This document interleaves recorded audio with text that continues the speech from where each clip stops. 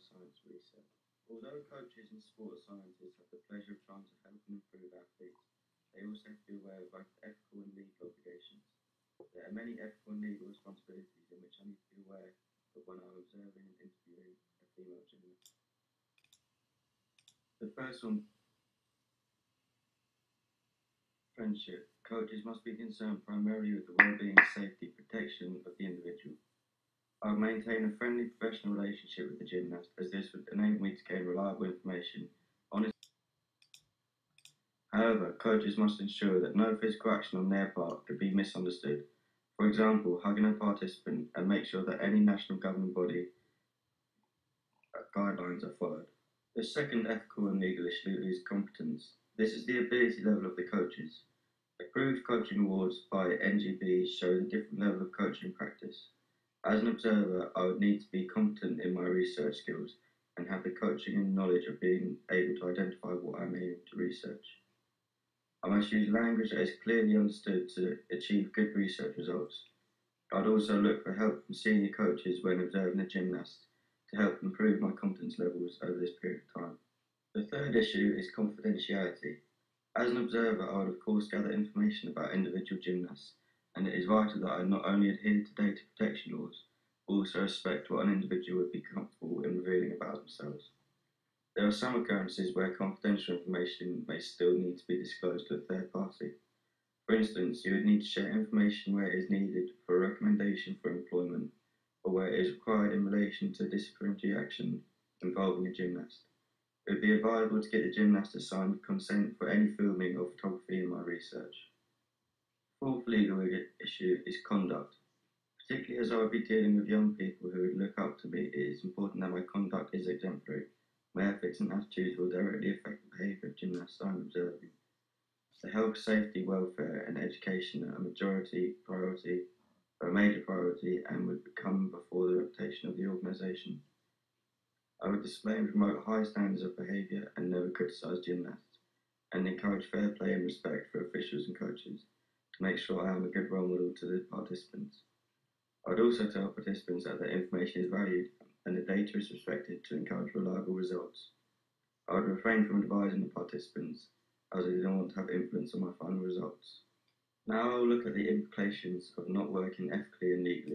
It is important in any job to work both ethically and legally, but for a number of reasons. But the main reason is the health and safety of yourself and others around you.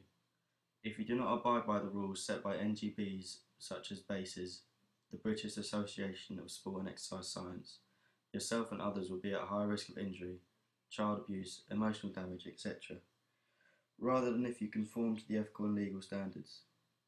If you do not abide by these rules, then the implications and consequences of not working ethically and legally in this type of research setting can be very severe. A scenario where a tribunal would be put in place would be if a coach was accused of inappropriately touching a student without consent.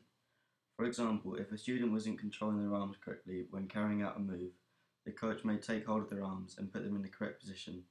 The student may feel uncomfortable with this and report it to someone. If you do not follow the ethical and legal guidelines and you got yourself into a serious situation such as the above, then you may find that you would have to attend a tribunal where the conduct would be assessed. This could mean that in the scenario case, for instance, on this project, the British Gymnastics Board could ban the coach from working with young athletes and also not allow them to conduct research again in the future, or they may temporarily suspend them until further notice.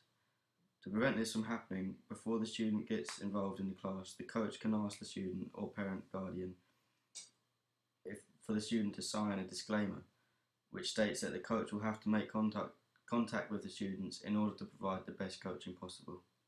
More serious than a tribunal would be if a legal or civil action was taken against me by one of the gymnasts, as not following codes of conduct could lead to this type of action. A scenario where action like this can be taken would be if the coach was accused of verbally or physically abusing one of the students. This may occur if the coach was left alone with one of the students.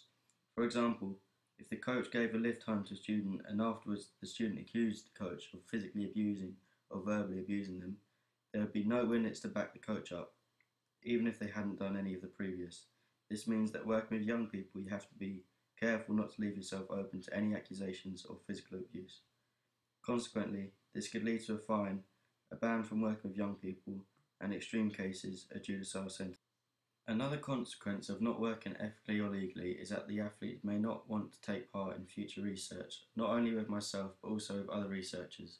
A scenario where this could happen would be if a disclosed personal information, which had previously said would be confidential, was released. This could result in a gymnast taking legal action against the coach under the Data Protection Act. The consequence of this would not only be the loss of faith by the athlete towards the coach, but also to the association. It could also end up in court, and the coach could also end up in court and receive a fine.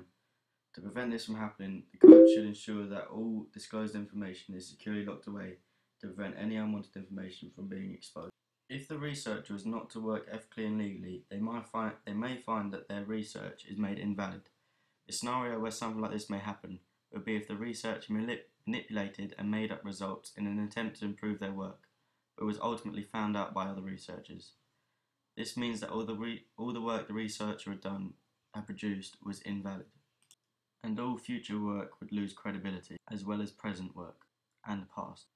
If a coach was fired from a previous job for being too aggressive with students or too hands-on, then they may find that this could have further implications in the future.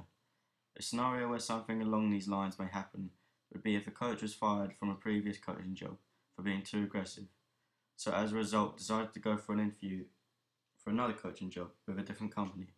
However, when the interviewer looks at the references from the previous jobs, they'll see that the coach is too aggressive, and based on this information will not hire him or her. This will make it very difficult for the coach to get another job in the future.